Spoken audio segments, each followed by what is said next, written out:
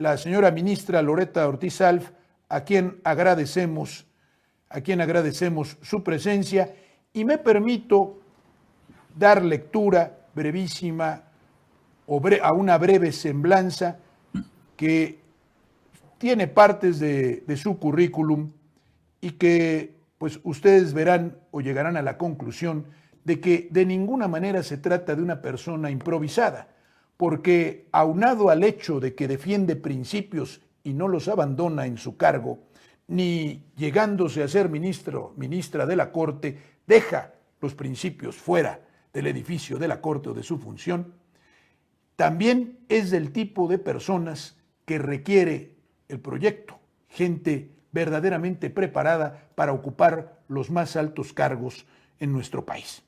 La ministra Ortiz Alf es egresada de la Escuela Libre de Derecho, maestra en Derechos Humanos por la Universidad Iberoamericana y doctora en Derechos Humanos y Derecho Comunitario Europeo por la Universidad Nacional de Educación a Distancia de España. Es miembro del Sistema Nacional de Investigadores Nivel 3. Fue directora y docente del Departamento de Derecho de la Universidad Iberoamericana, Ciudad de México. A nivel nacional ha impartido cátedra en la Universidad Panamericana, en la Universidad Iberoamericana, en el Instituto Matías Romero, en la Escuela Libre de Derecho. A nivel internacional ha sido docente de la Academia de Derecho Internacional de La Haya, Holanda. Cuenta con diversas publicaciones en materia de derecho internacional y derechos humanos, destacando la autoría de los libros Guardia Nacional y Derechos Humanos, asunto que probablemente nos podrá explicar brevemente, Derecho Internacional Público, Derechos Humanos de los Indocumentados, el derecho de acceso a la justicia de los inmigrantes en situación irregular, Régimen Interno Internacional de los Tratados y coautora de la Protección Judicial de los Derechos Sociales, una aproximación desde las resoluciones de la Suprema Corte de Justicia de la Nación, que es este libro que tengo aquí y cuya lectura, a quien le interesen los asuntos jurídicos más a profundidad, recomiendo. La industria eléctrica en México y el acceso a la energía eléctrica como derecho humano, esto en cuanto a la contrarreforma golpista derivada del Pacto por México de Peña Nieto, de la Constitución y los diputados de entonces, avalada, claro está, o con el silencio cómplice de la entonces Corte o de los ministros de entonces, que nos trajo tantos dolores de cabeza y que es tratada de subsanar por la reforma a la ley secundaria que no pudo hacerse a la Constitución y que ahora estoy seguro se hará a la Constitución. También ha tenido experiencia consejera legal del Acuerdo de Cooperación Ambiental del Telecán, consejera de la Comisión Nacional de Derechos Humanos, diputada federal, integrante del grupo redactor de la Constitución de la Ciudad de México y consejera de la Judicatura Federal. Desde el 12 de diciembre de 2021 es ministra de la Suprema Corte de Justicia de la Nación, adscrita a la primera sala, y algo que, si ella me permite, diré, y que es muy importante y muy relevante, ella es fundadora del Movimiento de Regeneración Nacional. Ella no viene nada más de la academia y no solamente tiene este abultado y muy impresionante currículum, sino que también ha estado en las luchas sociales y se ha comprometido con las causas del pueblo.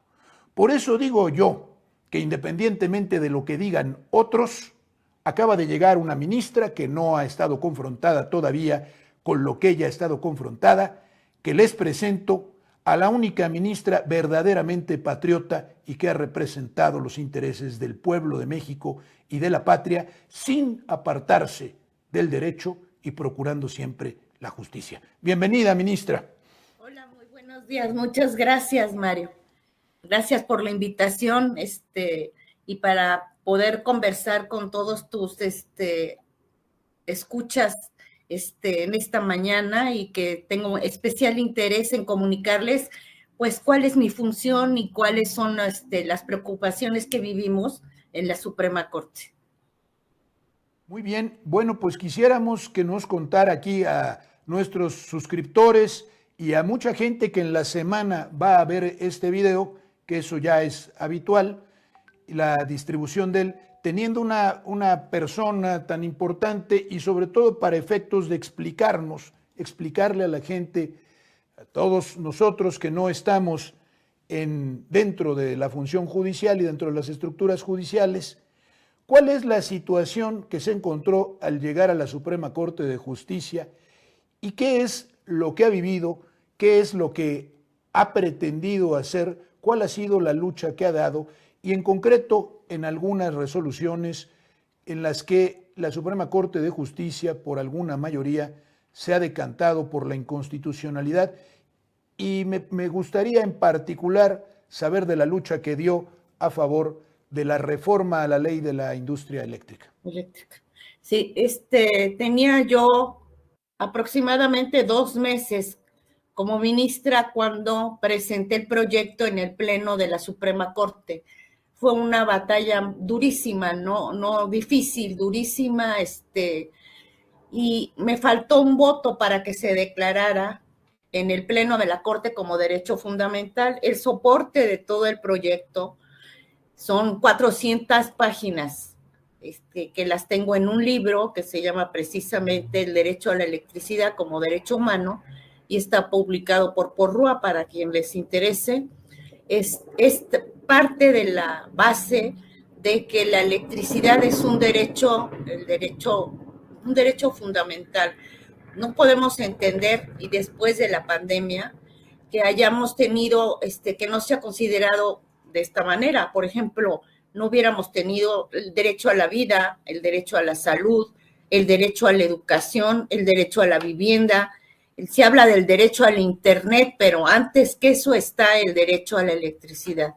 Acabo de ir hace relativamente poco al G20, a la reunión de los presidentes de las Supremas Cortes de este grupo de países, y fue en Río de Janeiro fue la reunión, y asistí también a la Facultad de Economía, y en Brasil me enseñaron distintos documentos y bibliografía, pero lo más importante es que está consagrado el derecho a la electricidad como derecho fundamental.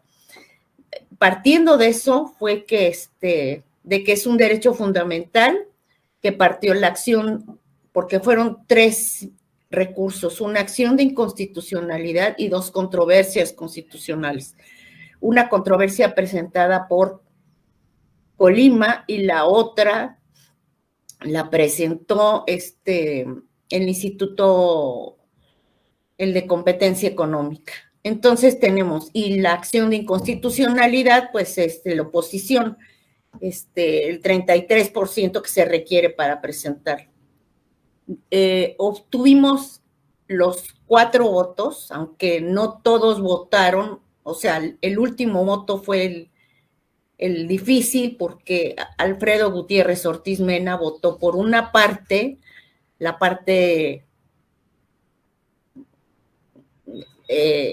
sustantiva, salvo el derecho a un medio ambiente sano, y González Alcántara Carrancá votó por esa partecita que nos faltaba, que era lo del derecho ambiental.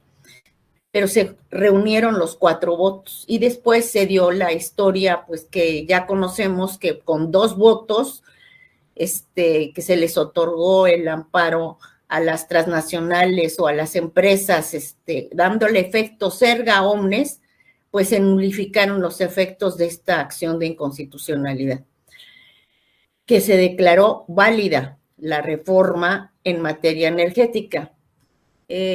También quiero destacar que, como en el resto del libro, yo hablo de los famosos DESCA, Derechos Económicos, Sociales y Culturales. Y el derecho a la energía eléctrica es un DESCA, es un derecho económico, social y cultural, igual que el derecho al agua, igual que el derecho a la salud, igual que el derecho a la vivienda, etcétera. Estos derechos, en el caso de la energía eléctrica, el centro común está en que es responsabilidad, en este caso del Estado mexicano, prestar dichos servicios. O sea, no lo podemos tener en manos privadas o extranjeras, y así lo establece nuestro artículo 27 constitucional. Establece que son derechos que, que pertenecen al Estado mexicano, que están dentro de su soberanía, que puede conceder permisos, y subrayo permisos, nada más, para que puedan ser utilizados por las empresas extranjeras. Se los puede dar para que puedan prestar el servicio a la energía eléctrica, pero esto es temporal, o sea, temporal al tiempo que decida el Estado mexicano, y se les puede, que fue el caso, se les puede invalidar o reintegrar al Estado este derecho si no cumplen pues con el principio mínimo de legalidad, que este fue el caso. Las autogeneradoras de energía eléctrica o no estaban bien otorgados los permisos o no pagaban, porque era una situación sumamente injusta. Ellos les permitieron, con el anterior régimen, generar energía eléctrica, autogeneradoras, pero las distribuían a otros y cobraban por ello, y le pedían a CFE que pagara todo lo que era la distribución de la energía eléctrica, sin pagarle un centavo a la CFE. Esto es en detrimento y en daño de toda la población. La reforma energética lo que trató de hacer, y lo que esperemos que ahora con las reformas que se van a lograr, es que tenga el control como debería de ser el Estado mexicano, porque es una prestación, es un servicio que está obligado a prestar el Estado mexicano, así como también debe de ser el agua. No se deben concesionar estos derechos. Concesionar, no, otorgar en todo caso permiso. ¿Por qué? Porque no podemos quedar a expensas de la comercialización, de que yo te voy a cobrar, por ejemplo, electricidad, como está con Iberdrola en España. O sea, les cobran por hora, y precios altísimos. Y eso es lo que iba a pasar aquí en México. Gracias al presidente de la República, y lo enfatizo, esto se pudo detener. Esto se pudo detener por sus políticas que empezó a manejar en el sentido de, con CFE, de recuperar todo eso que nos habían robado, podríamos decir, a los mexicanos, que es nuestra energía eléctrica, porque la energía eléctrica no pertenece a los particulares, es al Estado mexicano.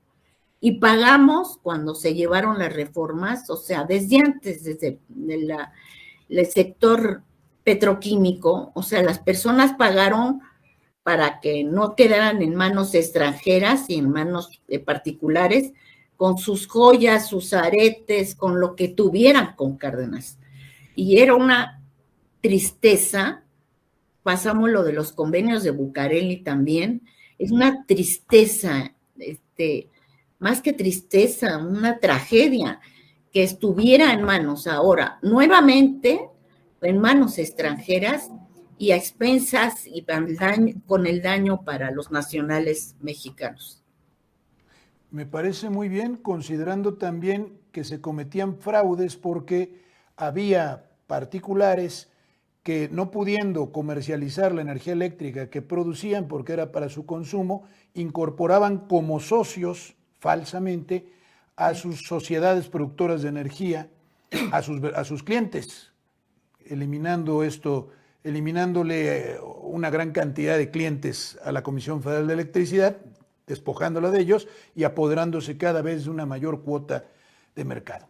Por otro lado, a mí me gustaría saber, en el contacto que tiene todos los días con los ministros que vienen ya de sexenios anteriores, nombrados por Calderón, por Peña Nieto, por esos expresidentes, ¿cuál es el ambiente y además, sobre todo, cuáles son las razones que considera están detrás de una oposición tan feroz, tan determinada, tan decidida en contra de todas las propuestas de reforma que se han presentado en este sexenio y que han sido aprobadas por el Congreso de la Unión?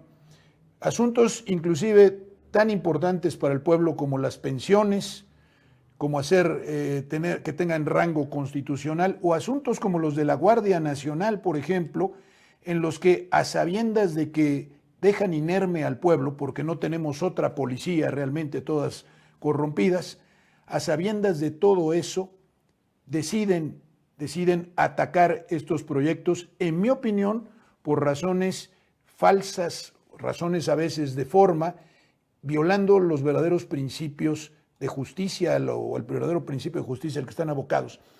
¿Cuál es, en su opinión, la razón de esta oposición dentro de la Suprema Corte de Justicia? Lo que he visto, pues desde que entré, a los 2 meses que presenté de la eléctrica, luego también presenté un proyecto que me lo rechazaron, ay sí, ni siquiera sobrevivió, el del INAI, que mencioné que era una facultad que nosotros no podríamos, ahora sí, integrar el quórum, ni tampoco podíamos hacer las designaciones, ni destituir a las personas, a ninguna persona que está, es decir, el INAI constitucionalmente, aunque esté involucrado porque dicen el derecho a la información, pero son falsos discursos, es muy clara la Constitución, en el sentido de que la facultad le corresponde directamente al Senado de la República. Si no hay acuerdo político entre los senadores para hacer los nombramientos, pues no se le puede imponer a esa mayoría el sentir de la minoría, que normalmente, en este caso, las minorías quieren imponer los modelos que tenían con los otros presidentes, que se tiene razón, que son los intereses privados, los intereses frívolos, los intereses particulares, los intereses que no tienen que ver con la nación, tienen que ver con sus negocios, con sus intereses particulares y no con el interés de la nación. Entonces, en el otro lado, pues está su servidora, que no estaba con todos los ministros, o sea, estábamos 2 escasamente, Yasmín Esquivel Moza y su servidora. En algunas ocasiones, y lo subrayo, Arturo Saldívar, en algunas, no en todas. En esta de la eléctrica sí nos acompañó. Pero la inmensa mayoría, los otros, pues nos rechazaban los proyectos, o si lográbamos alguno llegar a convencer para obtener el 4º voto, pues entonces podíamos pasarlo, pero fueron la minoría. Después del Viernes Negro, no tuvimos ningún asunto que sacamos adelante, ninguno, porque todo era violación al procedimiento legislativo y entonces, pues ya no producía efectos, no se declaraba válida la ley en cuestión. Fue una situación muy desesperante porque en muchas ocasiones no había esos problemas de procedimiento y no tenía por qué declararse inválido. Como ya leyó usted, yo fui diputada. El derecho parlamentario nos permite llegar a acuerdos en las cámaras para que no se haga la lectura del proyecto, dispensar trámites, etcétera. Pero eso no está en contra del procedimiento legislativo, es acorde con todo el procedimiento, no tiene un elemento invalidante. El que sí hayan hecho, y esa es mi postura, ciertos ajustes al procedimiento por acuerdos de la misma Cámara. Entonces, ha habido una invasión, ese es un caso clarísimo, de invasión de facultades de la Corte, que esto es lo que más nos ha afectado, por lo menos recientemente, de la Corte a las facultades del Senado de la República. Y en este caso, pues, porque tienen la mayoría del grupo de Morena. En el siguiente gobierno, pues,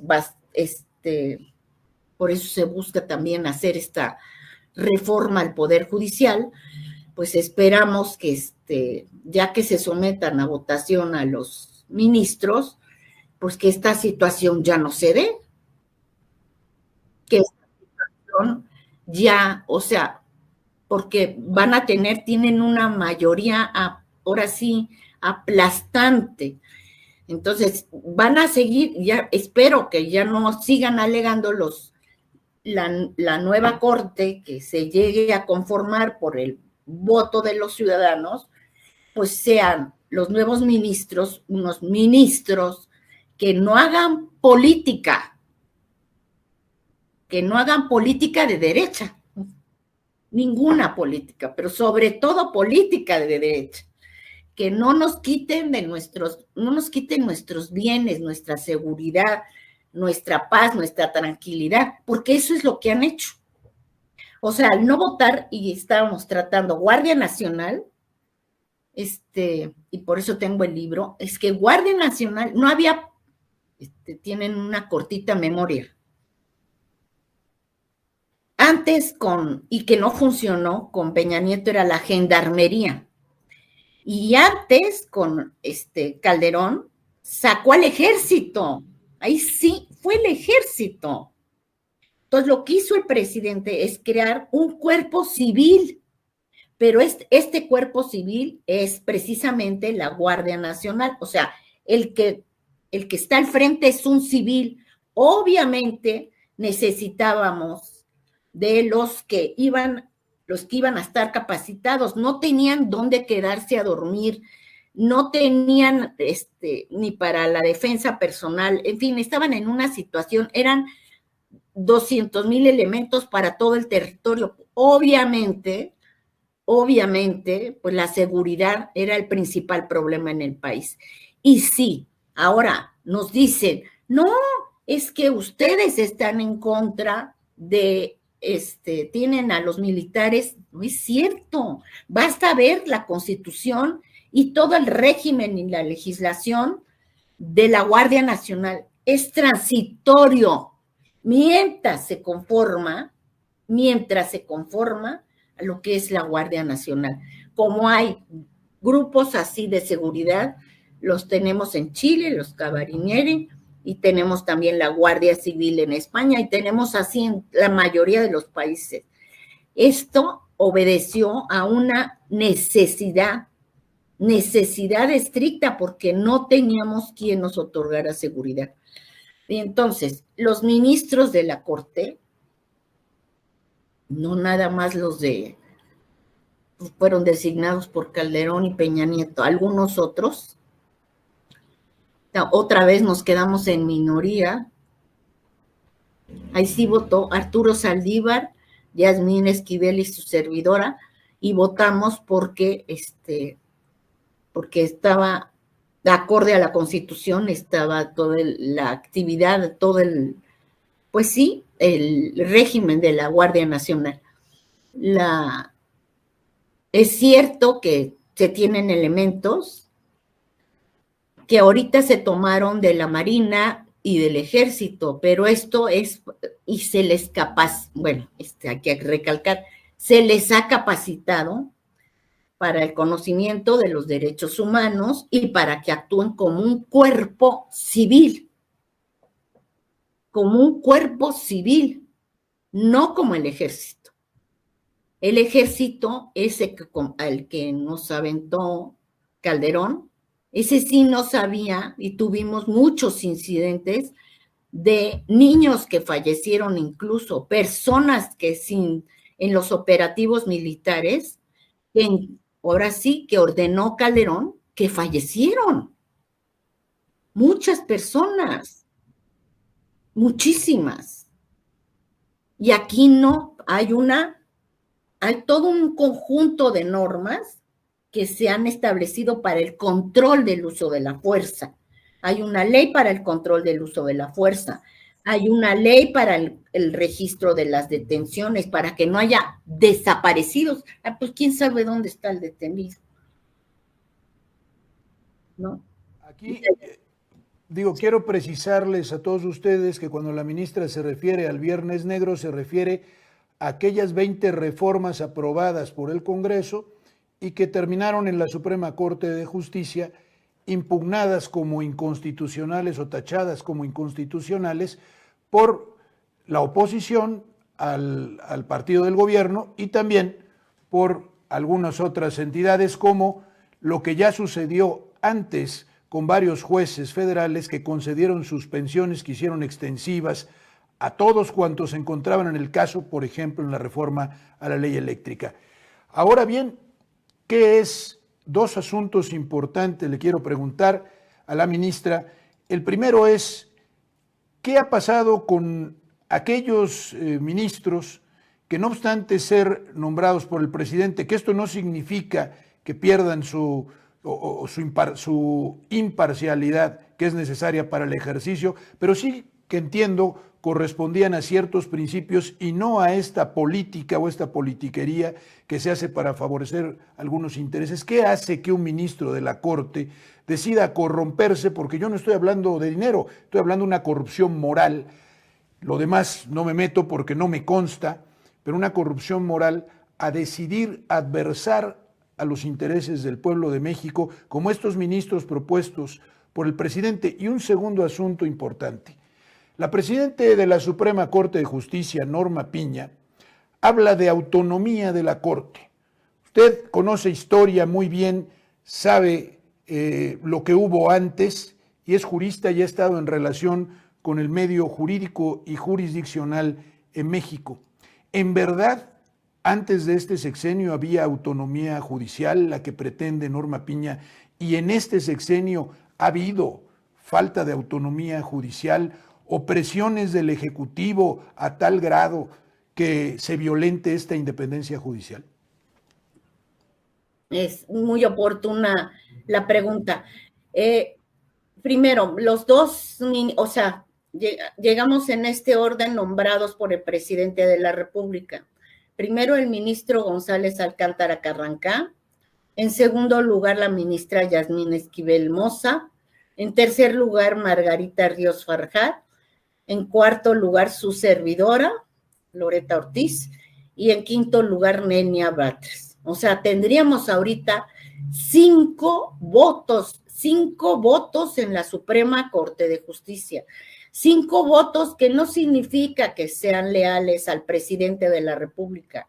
5 votos que no significa que sean leales a Morena. 5 votos que significa que vamos a defender a los mexicanos y a la nación, que vamos a defender la soberanía nacional. Eso es lo que significa. A mí jamás me pidió nada el presidente. Yo he actuado bajo conciencia. ¿Por qué? Porque yo soy mexicana y voy a defender los intereses de México siendo ministra de la Suprema Corte. Pero esa responsabilidad, y no solamente la soberanía de México, los derechos humanos de todas las personas. No puedo defender o sea, seguir el voto de aquellos que dicen que tienen que pagar el agua mínima, lo indispensable, toda persona, cuando es un derecho fundamental. No puedo seguir, no puedo votar a favor de un proyecto que no vea por la consulta de los, como derecho de los pueblos indígenas. No puedo votar a favor de aquellos que quieren imponer a determinados comisionados en el INAI, violando la Constitución y a su vez afectando los intereses, ahora sí, de los mexicanos, porque ellos obedecen a un grupo, incluyendo los González Alcántara, y así han actuado, y Margarita Ríos Farjat, a un grupo que piensa que deben coexistir o deben existir monopolios de parte de los particulares, que no se deben proteger los derechos humanos, porque no, ¿para qué necesitamos el derecho a la electricidad? ¿Para qué necesitamos que tengan las personas derecho al agua? ¿Para qué necesitamos el derecho a la educación? Y así, o sea, tienen una de inicio tienen en su proyecto, yo digo que la función jurisdiccional es un proyecto de vida. En su proyecto de vida, sus proyectos en general no están, ahora sí, bañados de lo que debería de ser una responsabilidad social, una responsabilidad mínima social. Estamos llamados por eso dice el presidente, los jueces deben hacer justicia, no legalidad nada más. Yo no digo que no estemos pero es justicia en su concepto amplio, justicia. Y ellos no están preocupados por la justicia, están preocupados nada más por la estricta legalidad. Y si la ley es injusta, igual la aplican. Y este es un asunto muy importante porque a raíz del Pacto por México se vinieron una serie de reformas que en ese entonces se llamaron estructurales. Y esas reformas de algún modo, o no de algún modo, sino desmantelaron la Constitución. Esto es su espíritu original, su texto, su letra original, con el propósito de servir a algunos intereses privados, con el propósito de servir a las grandes o los grandes inversionistas, a las grandes corporaciones y hacer cumplir el propósito de una ideología que además de ideología es un modo de apoderarse de los bienes que corresponden a todos y de privatizar prácticamente el país y privatizar la ley.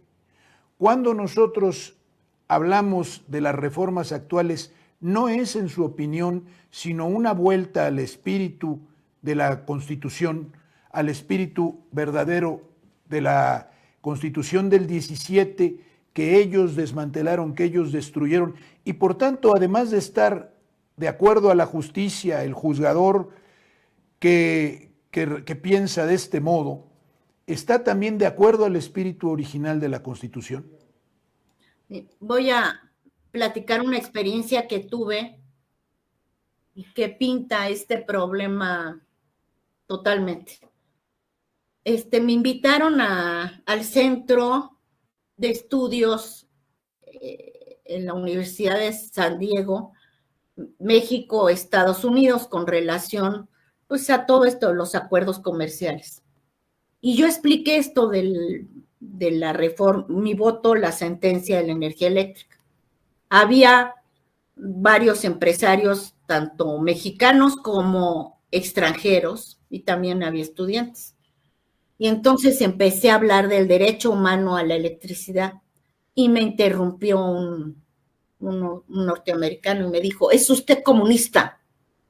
¿Es usted comunista? Yo dije, ¿qué?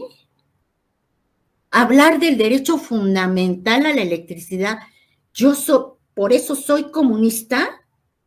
Y yo le dije, en mi ADN, yo no soy comunista, o sea, yo soy una persona respetuosa de los derechos fundamentales y que quiere ver que se hagan efectivos, pero de eso nos tachan así, de los que venimos de proteger a los derechos humanos como si fuéramos comunistas. Y lo que me continuó diciendo, ¿usted qué prefiere?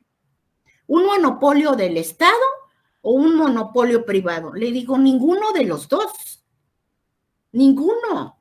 Es nada más que esté regulado todo el uso de la energía eléctrica por el Estado, que preste el servicio el Estado y ustedes paguen por la distribución. Y me dice, por esos alambres viejos, ¿cómo vamos a pagar? Usted es una comunista. Entonces, esos son, o sea, no es me sorprendió muchísimo, pero el hecho de tener una preocupación por los derechos humanos es esa tabla, se hablaba de derechos humanos en la Constitución de 57, no es una invención, y se vino la reforma del 2011 a decir, no te hago el favor de reconocértelo, sino tú gozas, con la reforma del 2011, primero constitucional, tú gozas de esos derechos, en razón de tu dignidad humana. Es un planteamiento totalmente distinto. los anteriores, y esa reforma se luchó, se batalló por los grupos de izquierda. O sea, son los grupos de izquierda, los progresistas, que no es lo mismo que comunismo, los que hemos visto por la satisfacción de los derechos a hacerlos efectivos, de las mujeres, de los niños, de las niñas, de los adultos mayores, de los discapacitados. Hay un pozo de humanidad que entiende muy bien el pueblo en esto, porque la función jurisdiccional a veces se ve compleja, difícil, alejada de las personas, no se entiende qué es lo que se hace con la ley, pero nos lo simplifica muy bien. A fin de cuentas, la ley sirve al ser humano, sirve a las personas y tiene o procura, con un sentido de plena humanidad, la justicia para todos y también la atención a los más necesitados, a los más desprotegidos, porque un buen juzgador no está despojado de su naturaleza humana, no es una máquina y sí le es exigible, no solamente deseable, sino le es exigible que no abandone esa humanidad, que no abandone ese deseo de servir a los demás desde esta posición. Y yo creo que no hay mayor traición que el renunciar a esa obligación para servir a intereses mezquinos, a intereses particulares, sobre todo de esos de acumulación de riqueza, que tienen además la profunda inhumanidad de despreciar al resto y creer que a los demás o a la mayoría no se le debe dar nada. Pasando a otro tema que nos interesa muchísimo. Se ha anunciado la reforma judicial, pero poca gente sabe de la reforma judicial, más allá que a los jueces, a los ministros, a los magistrados y a los jueces federales los va a elegir el pueblo. Esto se oye así en principio muy bien para unos, muy mal para otros. ¿Qué es en realidad la reforma judicial que propone el presidente de la República y cómo se puede concretar y cuáles son los beneficios de esta reforma? Sí, esta reforma al Poder Judicial, todo parece indicar que se va a aprobar en el mes de septiembre y tiene una buena parte, bueno, abarca temas que van desde la elección de ministros, consejeros, jueces, magistrados, abarca el tema, yo creo que es uno de los temas principales, el de la elección. Luego abarca el tema de la separación entre el Consejo de la Judicatura y se crea, o sea, se queda con nada más para que el Consejo regule las faltas administrativas y disminuye su cuerpo, por así decirlo.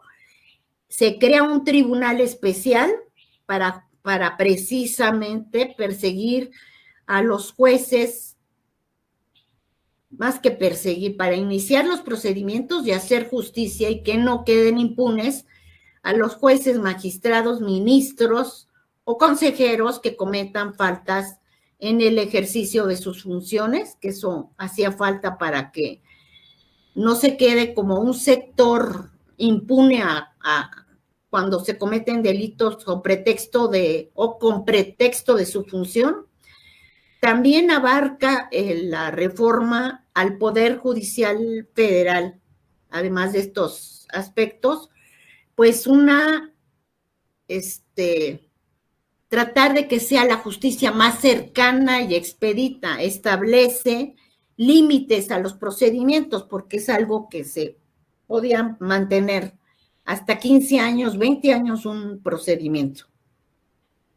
Es una reforma de alta envergadura, o sea, no es una reforma como la que se hizo hace unos 2 años o 2 y medio por Arturo Saldívar. Esta es una gran reforma que le entra al fondo del asunto y que su servidora está de acuerdo.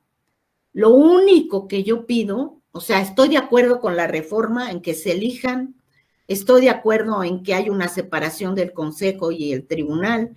Estoy de acuerdo que se les exija responsabilidades a todos los que integran el Poder Judicial a través del Tribunal.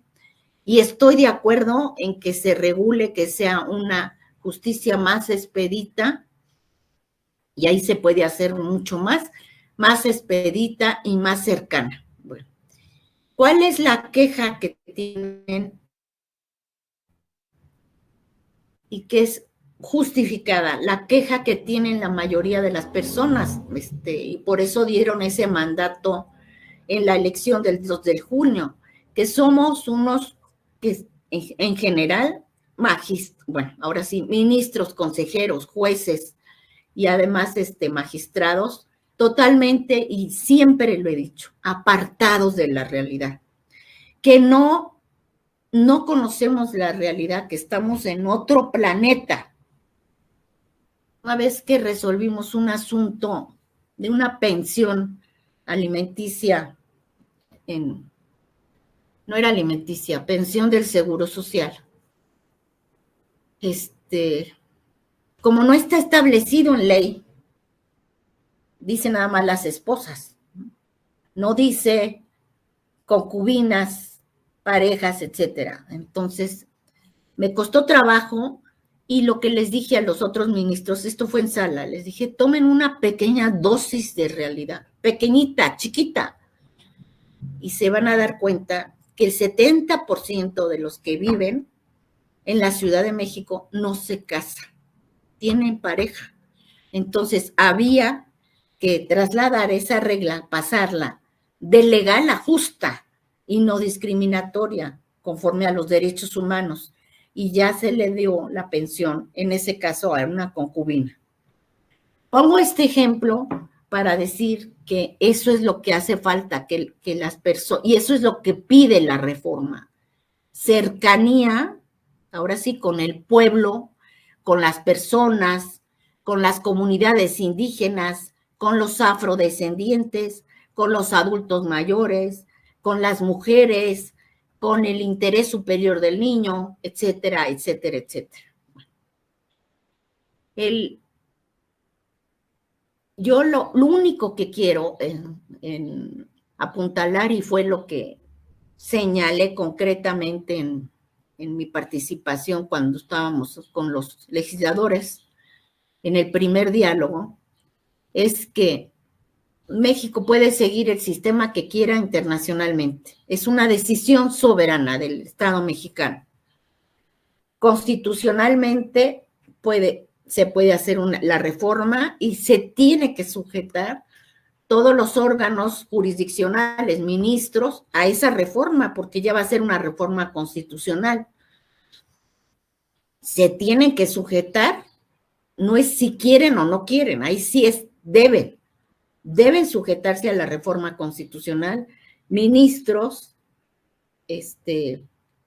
consejeros, magistrados y jueces. Y contra esto no hay recurso alguno, ¿no? Ni siquiera va a lograr la oposición la minoría necesaria, o sea, la mayoría, el 33%, para presentar una acción de inconstitucionalidad. Entonces, es un mandato el que tenemos, que lo dio la ciudadanía al votar el 2 de junio. Y en eso estoy totalmente de acuerdo, y para mí es, por encima de todo está ese mandato de la ciudadanía. Lo único que yo quisiera es que antes de que se eligieran a los jueces magistrados, con los ministros, pues lo que decidan, igual yo creo que los consejeros, pero antes de elegir a los jueces y magistrados, cabe decir que es no nada más los locales, los federales, también son los locales. Estamos hablando de cerca 6,000 locales y 1,700 federales. Se toma en consideración que sea un punto a evaluar su pericia, es decir, que los que tengan carrera judicial, los que tengan preparación, los que estén capacitados, sean preferibles para que ocupen esos lugares en los que van a las listas a partir de las cuales se van a elegir a los que van a votar, que tengan la carrera judicial. Con eso, yo creo que se puede salvar perfectamente que tengamos una buena reforma al Poder Judicial. Es decir, necesitamos, sí, a jueces y magistrados comprometidos, pero también los necesitamos muy capacitados, con méritos suficientes para que puedan realizar perfectamente su trabajo. La gente en general, al no conocer el texto de la reforma, piensa que probablemente cualquier persona puede presentarse e inscribirse porque quiere ser juez o magistrado o consejero o hasta ministro, y que si tiene la popularidad suficiente, como es el caso a lo mejor de los candidatos a diputados o a presidentes municipales o a senadores, si alcanza en una encuesta como se ha dado dentro de Morena, si alcanza en una encuesta el favor popular, es decir, aparece hasta arriba en conocimiento, en popularidad, reconocido por la gente en general, es suficiente para participar como candidato a ministro o a juez o a magistrado. Las cosas son así, en realidad cualquier persona puede presentarse e inmediatamente una vez de inscribirse participa en una votación abierta.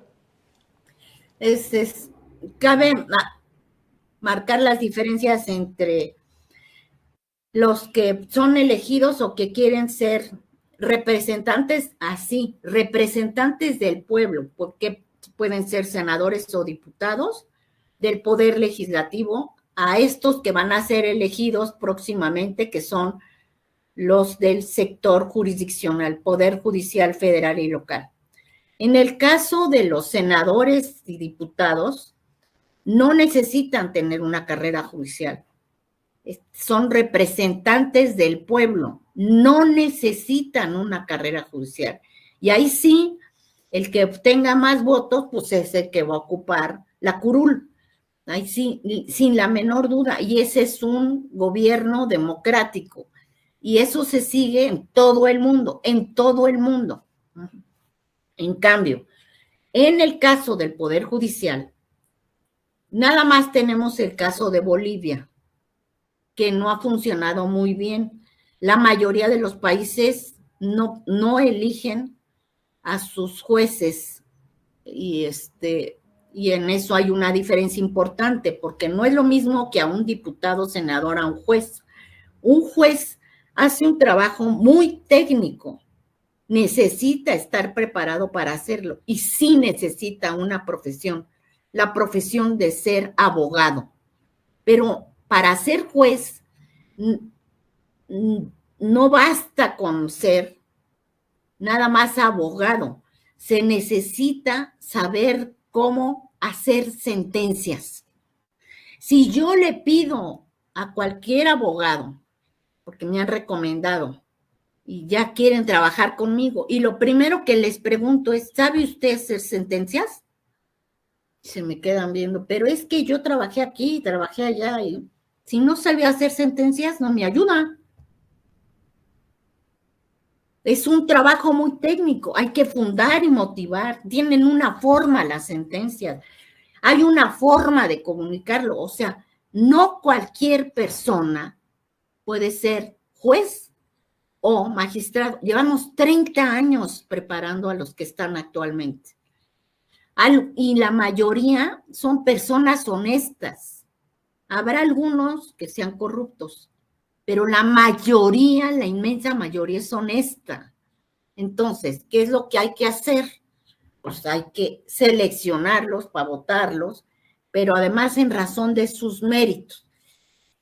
Dentro de lo que se debe de evaluar, obviamente, ¿cuáles han sido los precedentes más importantes que han tenido? Y ahí podemos ver si ellos han juzgado, ¿no? Como recientemente uno, ¿no? De la PESA, pues la PESA, que tienes esos precedentes, pues no votas por él. No votas por ellos. ¿no?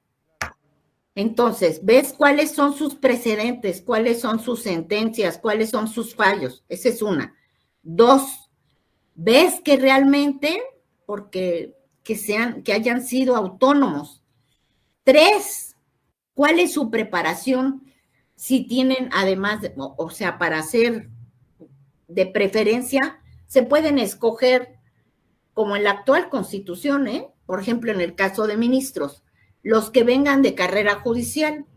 Entonces, los que tengan carrera judicial, pues deben ser valorados de manera especial, porque ellos saben cómo hacer el trabajo. O sea, tienen la preparación. Y luego hay otros que por su vida profesional, por su preparación, pueden aprender rápido en esta tecnicismos y en esta labor que es la labor jurisdiccional, pero que estén bien preparados, porque si no están bien preparados, pues difícilmente van a poder hacer bien el trabajo.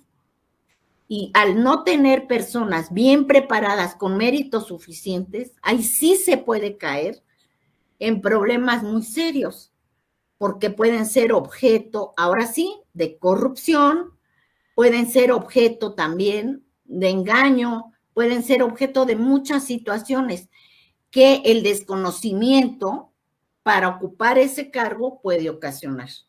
Entonces, yo llamaría a las personas, a todos los que nos están escuchando, primero, que participen en esa elección. No dejen en otras manos esa elección. Se va a dar, se va a dar. Participen en esa elección.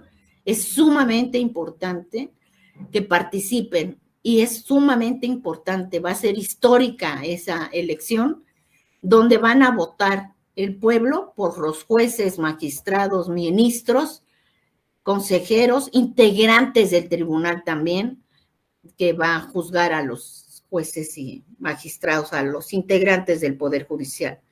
Y va a haber elecciones para los locales y los federales. Segundo, que cuando decidan su voto, esto es lo más importante, se fijen, exijan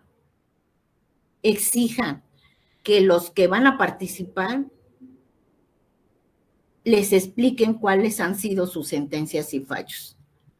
Y si no, pues algunos ya los mencionamos ahorita, pero hay que investigar que el juez o magistrado o ministro pues no haya dado fallos que sean contrarios a ahora sí, al interés general, al interés de la nación y al interés de todos los mexicanos. Entonces, esa es la cuestión, o sea, hay que fijarnos por quién votamos. Esto es que debemos ver en quien vayamos a elegir dos condiciones esenciales: la integridad moral, es decir, que sea una persona que no sea corrupta, que no se haya corrompido o que no habiendo estado allí no sea susceptible de corromperse, o por lo menos consideremos que en su vida ha tenido una conducta ética. Y en segundo lugar, que tenga capacidades, decía Napoleón I, el emperador, que no hay mayor inmoralidad que la de desempeñar un cargo que se desconoce o cuya función se desconoce. Y en verdad también podría tener esto un destino no deseado por los mexicanos, el señalar o el designar o el votar por gente incompetente o gente que no pueda desempeñar el cargo. Pero yo creo que hay personas suficientemente capaces, suficientemente formadas y a la vez que sean honradas, que sean justas, que tengan ideales y que sean patriotas, porque yo creo que el patriotismo no está reñido con la función jurisdiccional, desde luego que no. Y bueno, hablando de otros asuntos, yo sé que la mayoría de los ministros de la Corte, lamentablemente, y hablando de sus fallos, hablando de sus resoluciones, que así se le llama a sus sentencias, a sus resoluciones, pues no cumplirían con ninguna condición, o tal vez algunos tendrían capacidad jurídica, pero no tendrían integridad, no tendrían ética, y además estarían al servicio no de la justicia, no del pueblo, no de las grandes causas, no de las personas, ni del país, sino pues sería desaconsejable votar por ellos. Sin embargo, hay unos pocos casos hoy en la Suprema Corte de Justicia, y debe haberlos desde luego en mayor número entre magistrados o entre consejeros de la judicatura y entre jueces de distrito, que reúnen estas condiciones de las que hemos hablado. Supongo que todos ellos se podrán presentar a la votación o están excluidos de la votación todos aquellos que ahora están en ejercicio, todos los que ahora están en funciones, como usted, como los consejeros actuales, como los magistrados o jueces. ¿Pueden participar estas personas? ¿Van a participar?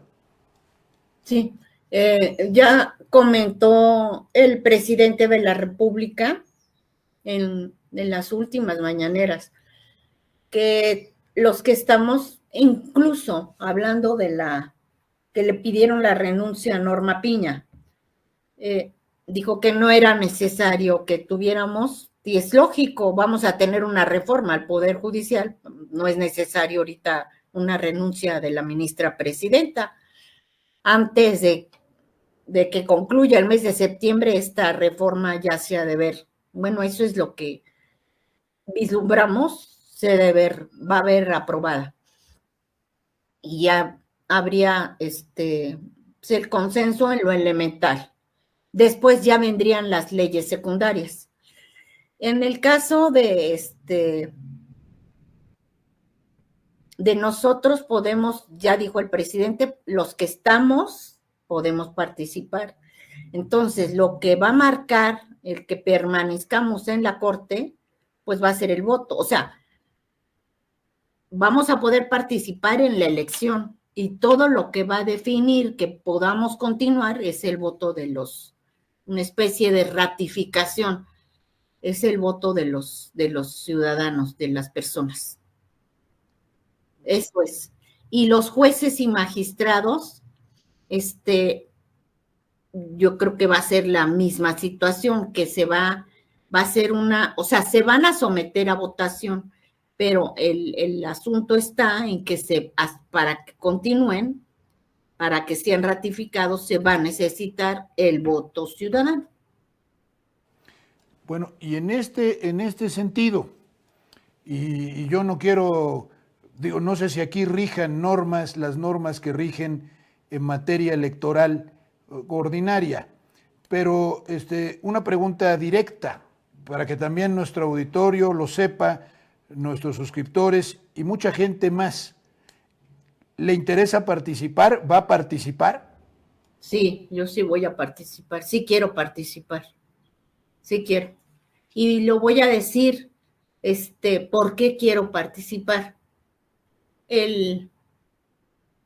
Yo vengo, o sea, trabajé como se mencionó, como directora del Departamento de Derecho de la Universidad Iberoamericana.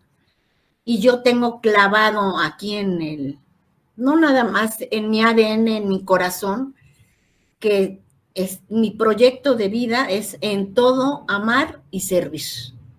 En todo amar y servir con excelencia. Si yo quiero ser ministra de la Suprema Corte es porque quiero servir a los demás. Y con mi trabajo, con mi función, amarlos.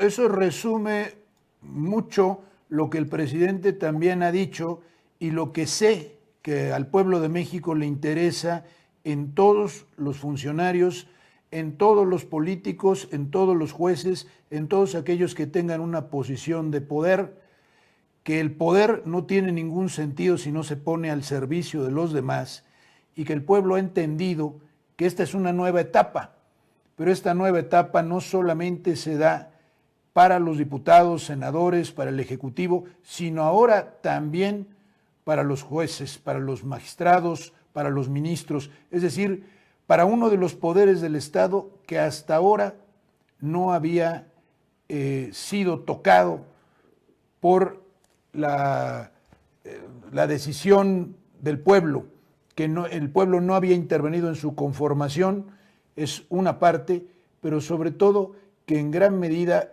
al menos no lo había dicho así, está comprometido con las causas de la gente ordinaria y sobre todo con quienes menos tienen, con quienes más padecen, con quienes están en un estado de fragilidad, de debilidad, o han sido olvidados, sobre todo por un régimen como el neoliberal de los últimos gobiernos, que los ha privado no solamente de lo superfluo, sino de lo básico, y yo creo que también, sobre todo, de la esperanza y del deseo de continuar en la vida, que es muy importante para construir una nación, para construir una patria. Yo creo que los jueces hacen patria también.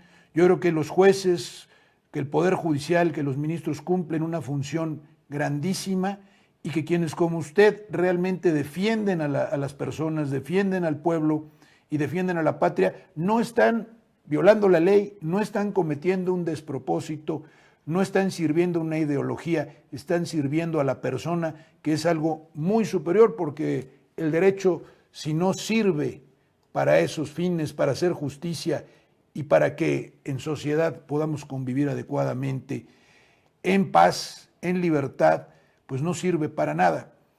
Yo quiero felicitarla y además agradecer esta exposición tan clara.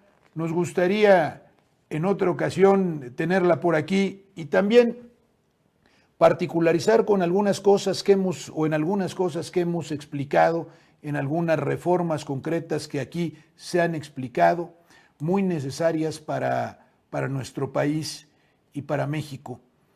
Creo que el pueblo lo tiene claro. Piensen ustedes, también hay ministros, aquí está, son pocos. También hay jueces, también hay magistrados, patriotas y que sirven y que entregan sus vidas a esto. Lamentablemente la corrupción ha tocado todo y muchos otros se han dejado seducir por el dinero, por las lisonjas, por otros asuntos, por la vanagloria, el deseo de figurar, o también se han sujetado a los grandes poderes por miedo probablemente, ¿no? ¿En qué medida, para terminar, en qué medida nosotros podemos verdaderamente transformar la justicia en México para hacerla llegar a los más desfavorecidos y para que el pueblo tenga la presencia verdaderamente de un poder judicial que hace auténtica justicia? Porque la Corte pues es algo que está muy arriba, lo ven muy complicado. ¿Cómo ser un ministro, digamos, para el pueblo, para las personas? ¿Cómo ser un ministro con una vocación de auténtica justicia? ¿Qué se requiere? ¿Qué cualidades debe tener esa persona? Sí, lo que se necesita es que el Tribunal Constitucional o Suprema Corte tiene herramientas muy valiosas que son la interpretación de las normas. Y no, bueno, y en esta interpretación hay que interpretar, lo establece el primero constitucional en base al principio pro persona. Entonces, si los ministros, hablando de la Suprema Corte, hiciéramos nuestras interpretaciones realmente en beneficio de las personas, como el derecho a la electricidad, como el derecho al agua, como el derecho a las pensiones, que ahorita tengo ese asunto que va a ser mi proyecto, el derecho a las pensiones, como el derecho a la alimentación, el derecho a la vivienda, etcétera. Todas las interpretaciones que se hacen, que sean, porque los derechos humanos con tratados internacionales son más extensivos, otorgan más garantías, más derechos. Entonces, en ese sentido, se va a proteger más a las personas y podemos cumplir con ese propósito. La segunda es tener más cercanía con la ciudadanía, con la realidad, no mantenerse en ese nicho ahí por encima, los intocables, ¿no? Que nunca tienen contacto con la ciudadanía. Su servidora, pues, ha participado ya en varios foros donde participan. He ido a visitar a las comunidades indígenas, a Guelatao. Traigo un asunto muy delicado de que no puedo pronunciarme ahorita, pero muy delicado, de límites territoriales entre Chiapas, Veracruz y Oaxaca. He visitado comunidades de afrodescendientes, también me conecto con los estudiantes, participando en distintos foros, dando conferencias, y tendría que buscar más formas de tener contacto con la ciudadanía. Yo he estado pensando que a través de estos programas como el de usted, esa es la mejor manera de mantenerme en contacto para que sepan, pues, a lo que nos enfrentamos los ministros, porque sobre todo los que estamos del lado del pueblo, porque no es sencillo cuando tienes una aplastante mayoría que te va rechazando los proyectos. Nuevamente quiero agradecerle, señora ministra, su presencia y la invitación a que esté aquí en nuestro programa cuando lo quiera. Esta es su casa y yo creo que ha sido muy bien recibida por todo nuestro auditorio, y en la semana esta entrevista la publicaremos especialmente para ser vista por muchas personas más. Yo en lo particular, y se los digo, yo por esta ministra sí voto, por otros no, y yo los invito a todos ustedes a que vean a este tipo de juzgadores que le convienen a México, que sí cumplen con la función de servirnos, de servir al pueblo. Esto es muy importante.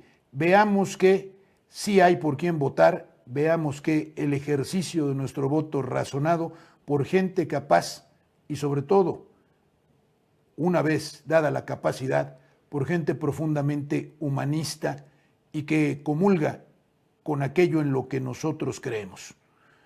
Por el bien de México, por el bien de nuestra patria, hay que ver por quién se vota.